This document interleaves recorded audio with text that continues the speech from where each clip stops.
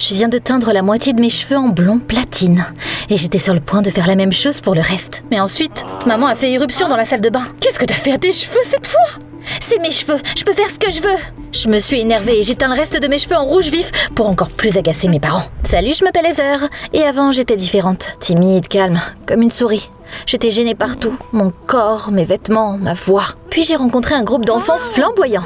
J'avais l'impression qu'ils venaient d'un monde différent. Ils avaient des tatouages et des cheveux teints et écoutaient de la musique 24 heures sur 24, 7 jours sur 7. Le mieux, c'est qu'ils m'ont tout de suite fait sentir bien avec eux. Heather, n'aie pas peur, fais ce que tu veux. J'ai écouté leurs conseils et j'ai essayé et j'ai adoré. J'avais l'impression de renaître. Je me teignais les cheveux toutes les semaines. Je me suis aussi fait un piercing au nez et un petit tatouage d'un éclair sur ma jambe. Pour la première fois de ma vie, j'aimais ce que je voyais dans le miroir. Mais mes parents étaient horrifiés. Ils essayaient de tout contrôler. Ce que je portais, ce que je publiais sur les réseaux sociaux, mes notes.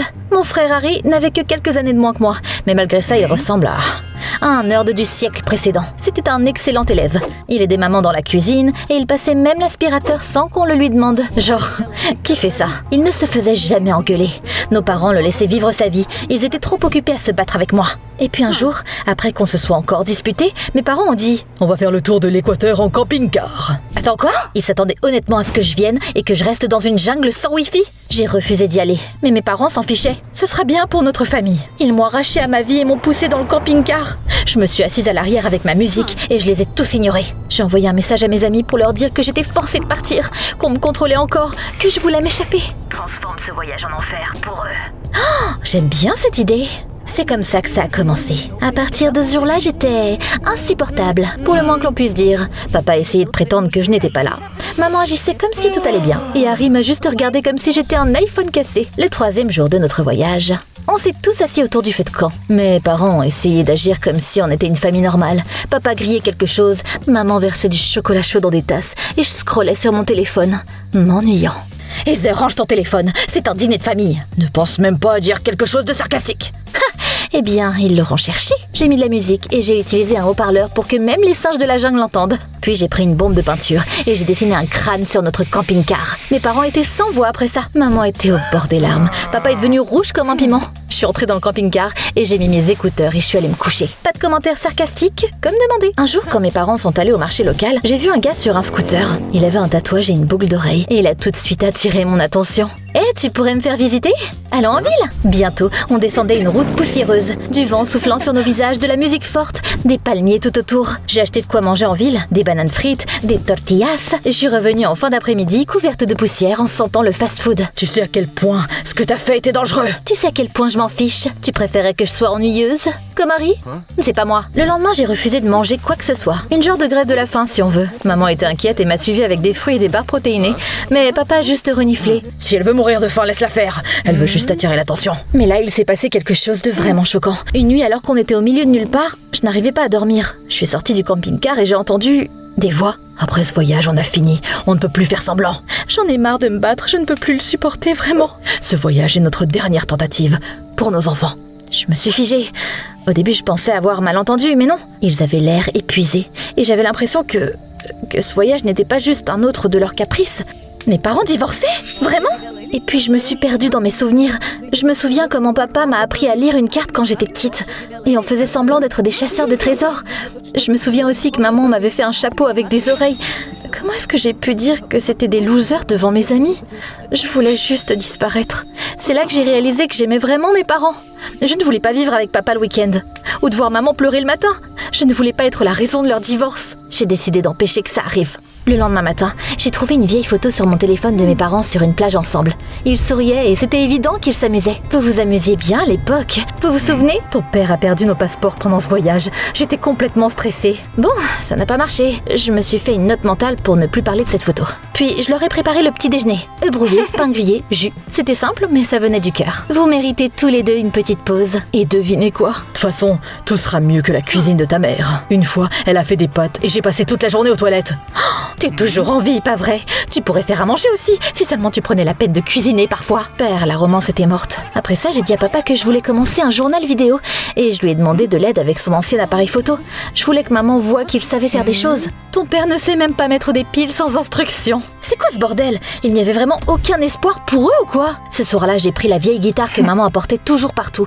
Et je lui ai donné. Maman, chante pour nous, comme tu faisais avant. Maman a accepté. Elle gratte la guitare, mais ensuite papa dit « Non merci, j'ai pas envie de faire souffrir mes oreilles. » Il s'est levé et est parti. J'étais assise près du feu de camp et je me sentais complètement conne. J'avais essayé tellement fort. Pourquoi rien ne marchait? Ça me rendait folle. Les choses ne pouvaient pas juste s'effondrer comme ça. Je ne voulais pas que ma famille disparaisse. Et puis, j'ai eu un super plan. S'ils n'arrivaient pas à trouver un terrain d'entente, je devais les forcer. Tu sais, comme dans les films. Les héros ont des ennuis et se souviennent soudainement qu'ils s'aiment. L'adrénaline et le stress sont utiles là-dessus. On n'avait aucun réseau. J'ai aussi cassé mon talkie-walkie. J'ai sorti les piles et je les ai jetées dans les buissons. Puis j'ai jeté la carte dans la rivière. Finalement, j'ai vidé l'essence de notre camping-car. Je sais même pas comment j'ai fait. Maintenant, on n'avait plus aucun moyen de contacter qui que ce soit. Pas de carte, pas de carburant, mais on était ensemble. Spoiler alerte, il ne s'est rien passé de romantique. D'abord, papa a remarqué que la voiture ne démarrait pas. Puis, quand il s'est rendu compte que le réservoir d'essence était vide, il a commencé à courir partout, à regarder dans les jerrycans et à jurer. Maman a essayé de le calmer, puis elle a essayé de trouver la carte, mais bien sûr, elle n'était plus là. 1 heure plus tard, ils ont commencé à se crier dessus. T'étais censé être responsable de la voiture. Et t'étais censé garder un œil sur la carte. Mais même ça, tu n'as pas su le faire. Je ne peux pas tout faire toute seule. La seule chose que tu sais faire toute seule, c'est de te plaindre. Et toi, tu cries toujours, puis tu pars. Plus il criait, plus je me rendais compte que les ennuis que je causais ne changeaient rien. Rien n'a rapproché papa et maman. Ça exposait juste tout ce qui avait déjà sous la surface. La saleté, l'épuisement, la rancœur. C'était pas une crise qui rassemblait les gens, c'était la finale. J'ai essayé d'intervenir, de les arrêter, de changer de sujet, mais c'était trop tard. Tout ce que j'avais fait, c'était de précipiter la fin. J'ai décidé de parler à Harry. Il était assis près d'un ruisseau et il dessinait des libellules dans son cahier, aussi calme et silencieux que jamais. Je suis désolée, je ne voulais pas que les choses deviennent incontrôlables. Je voulais juste qu'ils arrêtent de se battre. Je pensais que tu souffrais à cause de papa et maman, mais je comprends maintenant. Tu ne faisais que tout détruire, et j'ai tout supporté. Papa et maman étaient toujours là, à s'inquiéter pour toi, à te sauver, à parler de toi, à se disputer à propos de toi. Même quand j'étais juste là, j'ai essayé d'être bon. J'espérais qu'ils me remarqueraient. Mais non, ils n'avaient Dieu que pour toi. Harry, on doit... Je me fiche de ce que tu veux faire. Fais ce que tu veux. Je ne suis plus ton frère. C'était comme une gifle. Je n'avais pas réalisé à quel point il me détestait. Mais là, tout a commencé à avoir un sens. Comme des pièces de puzzle qui s'assemblaient enfin. Papa et maman se disputaient beaucoup, mais la plupart du temps, c'était à cause de moi. J'avais du mal, mais eux aussi. Et tout a commencé quand j'ai rencontré mes amis, que je me suis teint les cheveux et que j'ai commencé à me rebeller. À l'époque, je pensais que j'essayais juste de retrouver qui j'étais, mais en fait, je me noyais. Et maman et papa essayaient de me sauver. Jusqu'à ce qu'ils n'en puissent plus. Jusqu'à ce qu'ils se cassent. Et maintenant, ils divorçaient. À cause de moi. La moindre des choses, c'était de m'excuser. Leur dire que j'avais compris, que j'étais désolée. J'ai attrapé la boussole qu'Harry avait laissée tomber juste à côté de moi, comme s'il avait fait exprès. Je suis partie me promener. Je n'arrêtais pas de réfléchir à tout ce qui s'était passé ce jour-là. Au moment où j'ai essayé de retourner au camping-car, j'ai réalisé que j'étais complètement perdue. Les arbres avaient l'air différents. La rivière était introuvable. Il n'y avait pas non plus d'empreintes de pas, ni notre tente. Qu'est-ce que... Je me suis arrêtée pour regarder la boussole. Elle était cassée. T'imagines ça? L'univers s'en prenait à moi, là. J'avais pas déjà assez de problèmes. Je me suis retournée et je suis revenue. Puis j'ai essayé de marcher dans une autre direction, mais rien n'a changé. La nuit tombait. Papa? Maman? Harry? Pas de réponse.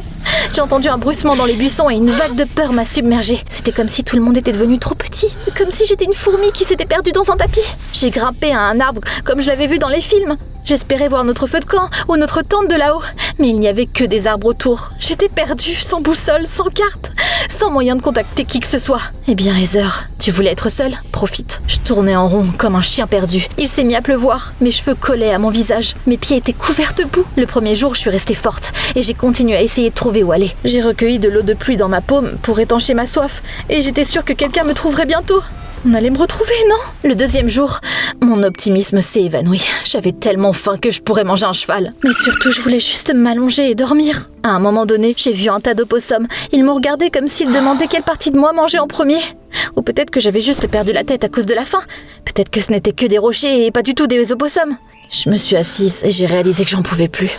Mes mains tremblaient, mes jambes vacillaient et ma tête bourdonnait. Je voulais boire, manger et dormir dans un lit. À ce moment-là, j'aurais même accepté de manger les barres protéinées de maman qui puent toujours le poisson. C'est là que j'ai vraiment compris. Elle était où mon indépendance si cool maintenant, hein? Je faisais toujours comme si je savais tout. Mais à quoi servait ma crise d'ado maintenant, hein? Je me souvenais à quel point ça m'énervait quand mes parents essayaient toujours de m'immiscer dans ma vie et de contrôler chacun de mes pas. À l'époque, je les détestais pour ça, pour leur surprotection, pour avoir toujours essayé de me changer. Mais maintenant, j'aurais tout donné pour entendre leur voix. Même si c'était pour m'engueuler, même s'ils me criaient dessus.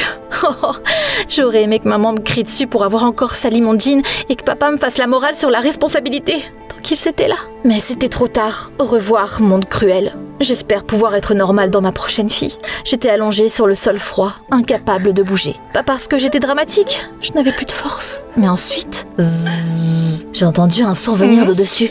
J'ai commencé à ouvrir les yeux et un drone volait haut dans le ciel, probablement à la recherche de quelqu'un. Attends, mais c'était moi qui le cherchais. J'ai essayé de lui faire signe, mais ma main n'a fait que se tordre et y retomber. Échec.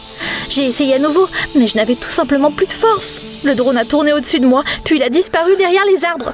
J'ai fermé les yeux, je ne pouvais même pas pleurer, et là... Quelques heures plus tard, des sauveteurs vêtus de gilets de sauvetage m'ont trouvé.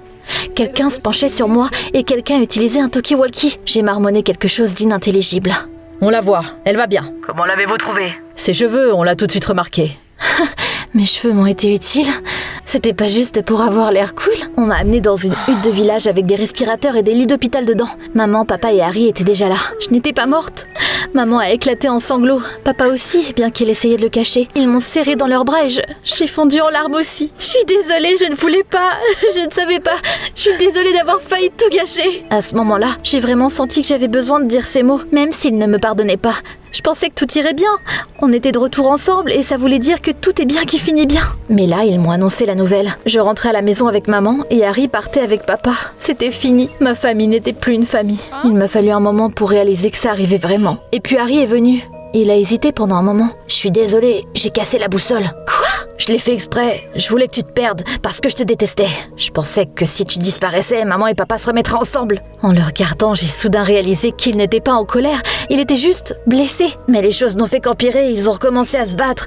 Plus que d'habitude. Papa a dit que maman avait tout gâché. Et maman a dit que papa fuyait toujours ses problèmes. Ils ne se sont pas éloignés maintenant. Ils n'ont jamais vraiment été compatibles. Je pensais que le monde tournait autour de moi.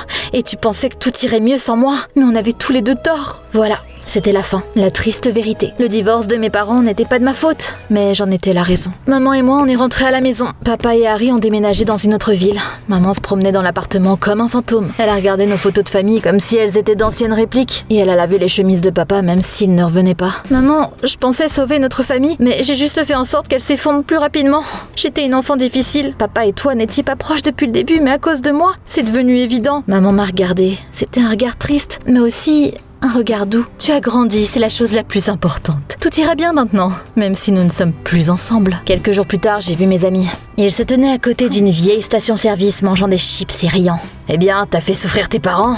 Fini les sorties en famille. Je les ai regardés, mais je n'ai pas dit un mot. Je me suis juste retournée, je suis partie. Et je ne suis jamais retournée vers eux après ça. Quand je suis rentrée à la maison, je suis allée aux toilettes et j'ai lavé mes cheveux avec la teinture. Elle coulait sur ma peau comme de l'encre.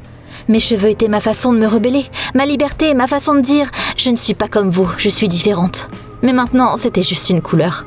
La couleur m'avait sauvé la vie, mais elle n'a pas sauvé ma famille. Parfois, je m'assois sur mon lit et je me demande si Harry me pardonnera un jour. Est-ce que je devais même essayer de réparer les choses ? Ou devrais-je le laisser tomber ? T'en penses quoi, toi ? Dis-moi tout dans les commentaires.